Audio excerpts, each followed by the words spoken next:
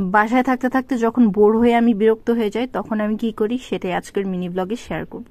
একদম প্রথমে আমি আমার ঐতিহাসিক বোরখা পরে বের হয়ে যাই, দেন সবার আগে আব্বার পকেট ভাঙ্গাইয়া 1000 টাকা বের করে নেই, দেন একদম সোজা চলে যায় রাজগঞ্জ গ্রোসারি শপিং করতে। সরি ভুল বললাম, গ্রোসারি শপিং না, আজকে শপিংটা ছিল আমার বিজনেসের জন্য কিছুটা শপিং বা বাজার দর যাচাই বাছাই করার ব্যাপার।